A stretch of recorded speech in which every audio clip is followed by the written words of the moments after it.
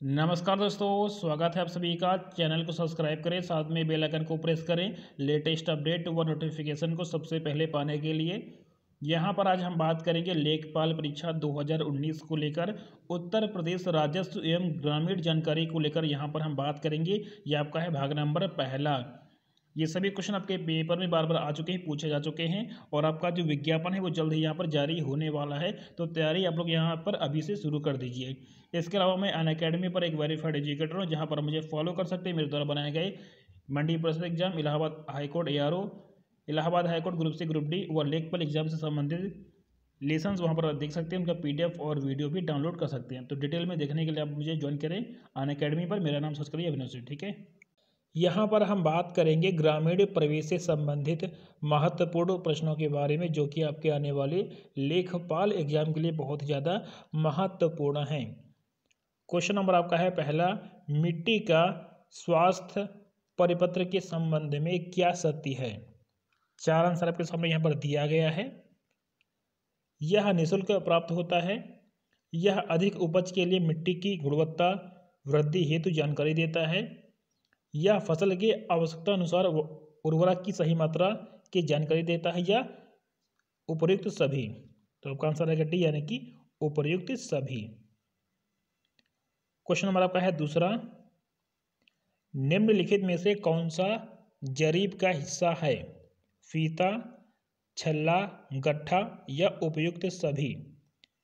तो यहाँ पर आपका जो आंसर है इस क्वेश्चन का ऑप्शन डी, यानी कि उपयुक्त सभी। यानी कि जरीब एक प्रकार की फीता या चेन होती है। इसमें लोहे या इस्पात से बनी कड़ियाँ एक दूसरे के छल्लों द्वारा जुड़ी होती है और जरीब में एक कुल नाप के 10वें अंश के बराबर की एक माप का गट्ठा लगा होता है। जरीब का प्रयोग भूमापन के कार्य में होता है। किसमें? भूमापन के कार्य में जो है जरीब का यूज किया जाता है। तो इस पॉइंट को ध्यान में रखेंगे। क्वेश्चन नंबर आपका है अगला, 1 एकड़ जमीन बराबर होती है। चार आंसर आपके सामने है। आंसर डी, यानी कि उपरोक्त सभी। यानी कि 1 एकड़ भूमि बराबर होता है 4840 वर्ग गज, 10 वर्ग जरीब और 0.4047 हेक्टेयर। तो आपका आंसर नंबर रहेगा डी, यानी कि उपयुक्त सभी।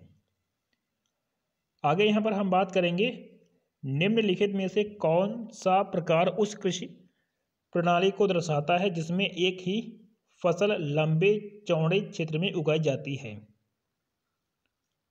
स्थानांतरी कृषि, रोपण कृषि, बागवानी या गहन कृषि। तो आपका आंसर है यानी कि बी, रोपण कृषि। आपका आंसर रहेगा ऑप्शन बी। यानी कि इस कृषि की विशेषता यह है कि इसमें कृषि क्षेत्र का आकार बहुत फैला होता है।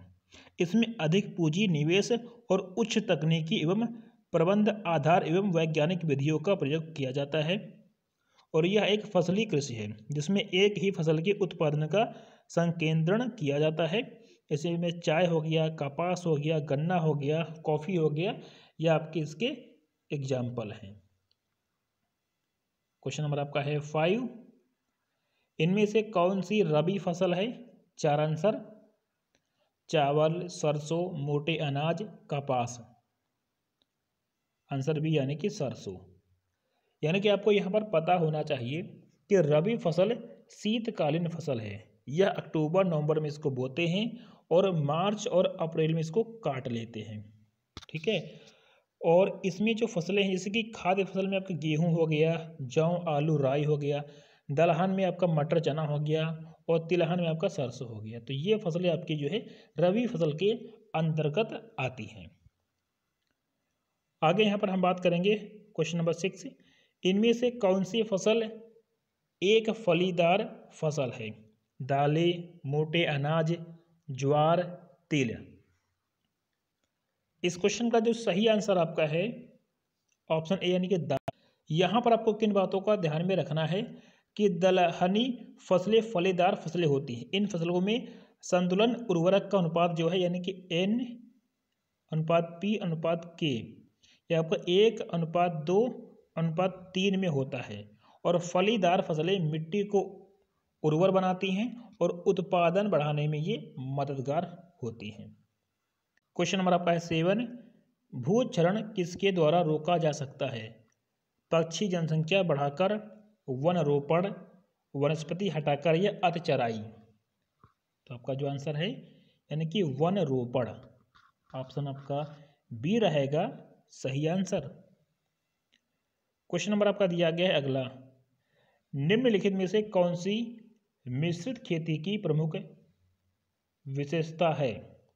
4 आंसर आपके सामने यहाँ पर दिया गया है और इस क्वेश्चन का क्या रहेगा सही आंसर? ठीक है, नगदी और खाद्य दोनों फसलों की साथ साथ खेती होती है, 2 या 2 से अधिक फसलों को एक ही खेत में उगाया जाता है, या पशुपालन और फसल उत्पादन को एक साथ करना, या इनमें से कोई नहीं।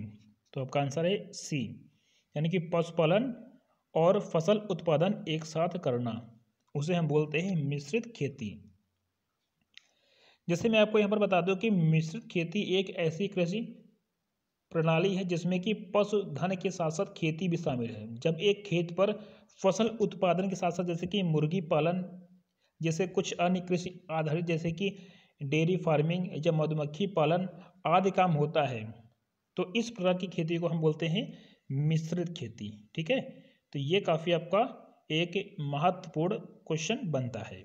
क्वेश्चन नंबर आपका है अगला, 1 एकड़ में कितने वर्ग गज होते हैं? 4 आंसर, और इस क्वेश्चन का जो सही आंसर आपका है यानी कि 4840 वर्ग गज। आगे यहाँ पर हम बात करेंगे, भारत में गेहूं की औसत पैदावार क्या है? आपका जो आंसर है इस क्वेश्चन का यानी कि 2000 किलोग्राम, या यानी कि यहाँ पर आपका रहेगा स्लैश हेक्टेयर से अधिक। ठीक है, तो इन बातों को ध्यान में रखेंगे। चलिए आगे यहाँ पर हम बात करेंगे, क्वेश्चन नंबर आपका है अगला। यहाँ पर कुछ चीज़ें मैं आपको बता देता हूँ, ठीक है, इस क्वेश्चन से संबंधित है।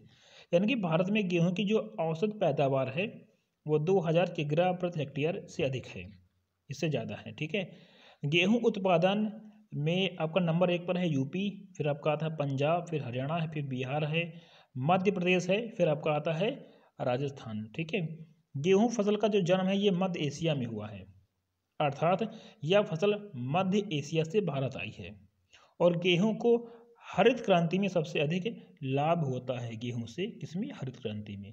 तो ये कुछ आपके पॉइंट हैं जिनको यहाँ पर आप ध्यान में रखेंगे, काफ़ी महत्वपूर्ण हैं।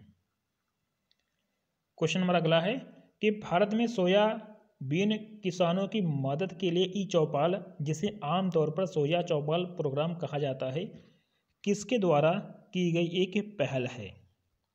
तो आपका जो आंसर है यानी कि ITC, ऑप्शन आपका डी रहेगा इस क्वेश्चन का सही आंसर।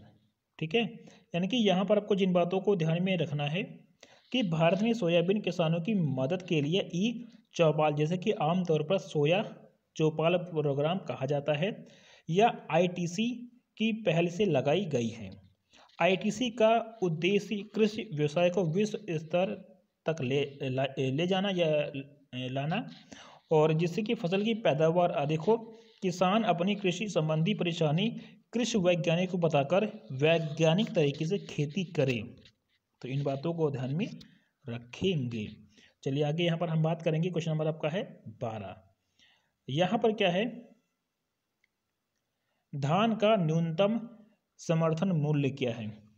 तो अगर अभी की हम बात करें, अगर हम बात करें प्रेजेंट यानी कि 17 और 18 की, ठीक है, तो 17-18 में जो धान का मूल्य है वो आपका 1550 है, यानी कि धान का, और गेहूं का 1735 है। ठीक है, और इस क्वेश्चन, ये क्वेश्चन आपका पुराना क्वेश्चन है, यानी कि प्रीवियस ईयर में पूछा जा चुका है, और तो इस क्वेश्चन का जो आंसर आपका है वो आपका है सी। लेकिन अगर वर्तमान की बात करेंगे तो अभी ये आपका बढ़ गया है। ठीक है, तो ये 12 क्वेश्चन थे आपके इस पूरे पहले लेसन में, सभी आपके महत्वपूर्ण हैं। अगर आप इसको लाइक करेंगे, अधिक से अधिक शेयर करेंगे, अधिक से अधिक दोस्तों को भेजेंगे, और वॉच टाइम अच्छा करेंगे तो मैं इसका अगला लेसन आपको जल्दी इसका दूंगा, ठीक है। टोटल यहाँ पर आपके 500 प्लस इम्पोर्टेंट ग्रामीण प्रवेश से प्रश्नों को मैं आपको देने वाला हूँ। तो 500 प्लस क्वेश्चन कर लेंगे तो लेखपाल में यही सभी क्वेश्चन आपको पेपर में देखने को मिल जाएगा और आप काफ़ी अच्छा अपना पेपर कर सकते हैं। यहाँ पर जो भी क्वेश्चन मैं आपको दे रहा हूँ ये सभी पेपर में आ चुके हैं, रिपीट हो चुके हैं, बार बार पूछे गए हैं। यही सभी क्वेश्चन बार बार पेपर में फिर से आएंगे और या इनसे संबंधित क्वेश्चन पेपर में आपके पूछे जाएंगे, ठीक है। तो 500 प्लस क्वेश्चन मैं आपको देने वाला हूं जो कि बहुत क्वेश्चन है 500 प्लस। अगर इतना काट लेंगे तो इससे बाहर पेपर में बिल्कुल भी नहीं आएगा और हम उम्मीद करते हैं कि आपको ये पूरी क्लास पसंद आई होगी, ठीक है। तो अधिक से अधिक लाइक कर दें, शेयर करें, कमेंट करें और अगर अभी नए हैं तो चैनल को सब्सक्राइब कर लें, साथ में बेल आइकन को प्रेस करें जिससे कि आपको लेटेस्ट अपडेट व नोटिफिकेशन लगातार मिलता रहे। Take care, bye bye.